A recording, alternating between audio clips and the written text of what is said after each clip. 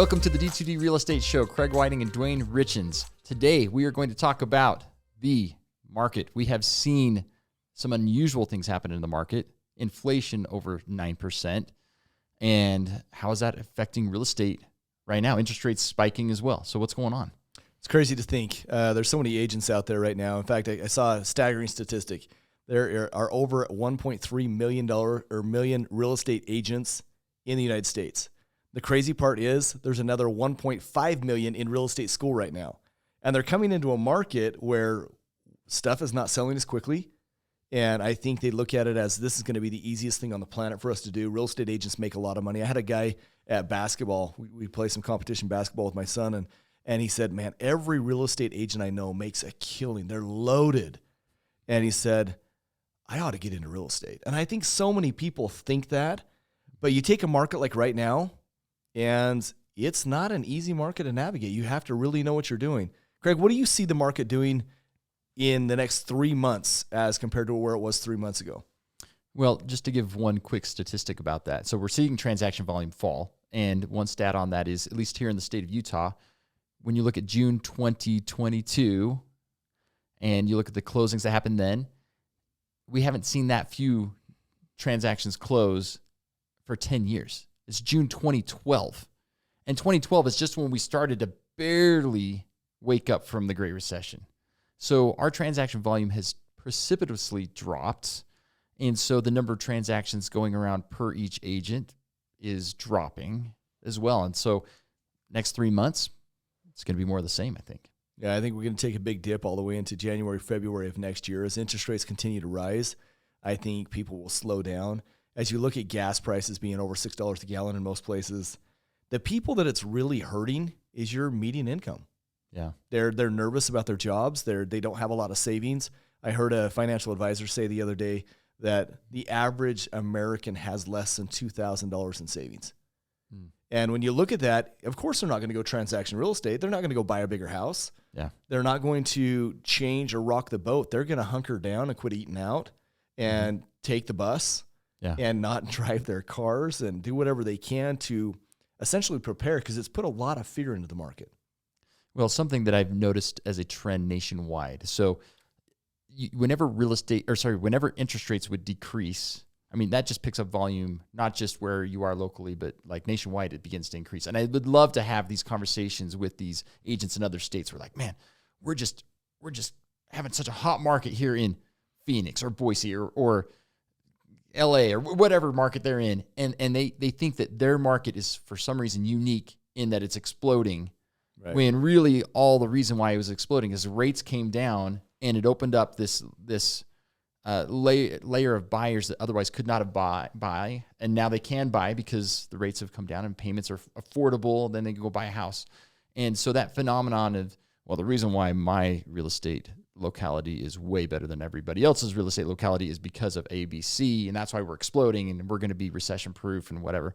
And really it is, well, actually, it's because of the interest rates that were so low that exploded your market, and now that they're high. And yes, there will be some nuances between markets where one market will do better than another because of some factors. But when the general pulse of the nation is everything's going great, it's because interest rates were great. Sure. And now we just don't have that anymore. Well, you look at it, just buyer demand. We had 2,000 homes available on the market in April. Currently, we're up to 8,500 homes. Yeah. And there's just that many homes sitting there.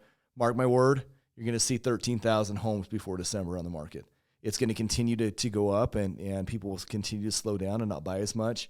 And it's going to take the sharper agents to help close that gap and to know what to do and how to navigate this market. Part of the reason why supply is going to continue to increase is you have all these builders that did not forecast or anticipate rates going up that fast.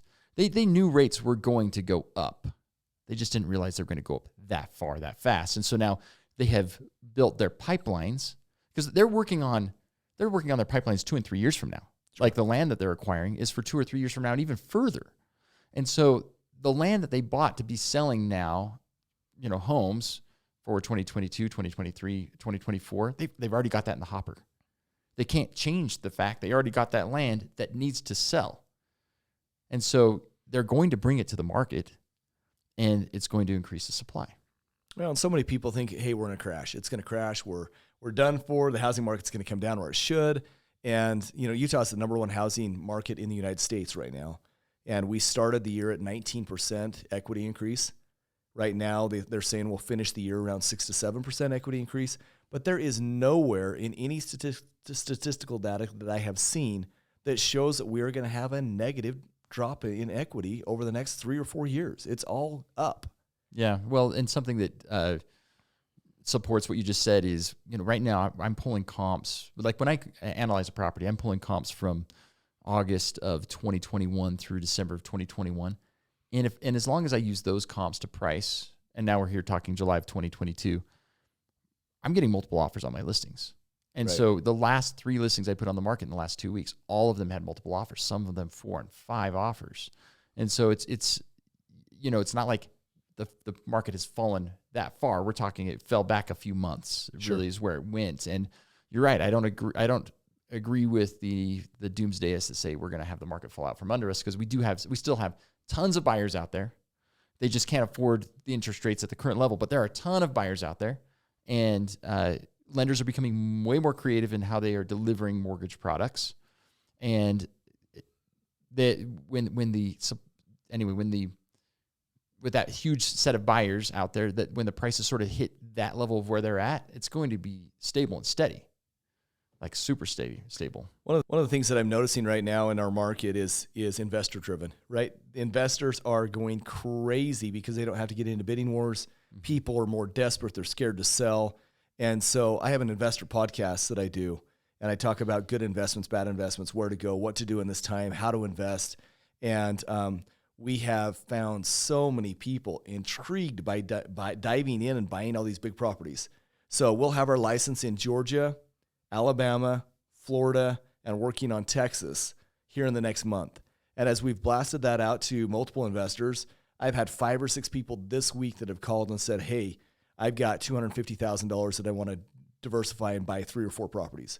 Mm-hmm. You had somebody that came in today and has $900,000 that's wanting to put into multiple properties. Yeah. It's insane the amount of money that's out there that's been accrued through COVID and through all of the other processes that now is being deployed into real estate because of how great a market it is, regardless of where interest rates are at, if you have the money. Yeah, and enough money allows you to avoid some of the damaging effects of high interest rates. But like you said, there are a lot of people out there that have plenty of money, plenty of it. And so I think part of our strategy in adapting to the current environment is to go where the deals are and go where we can get great properties for people. And so I think innovation during a time like this is really important, and not just doing what you've done, because it may not get you what you've got, because we are in a different environment. So kudos to you, Duane, because I know you've been really, really focused on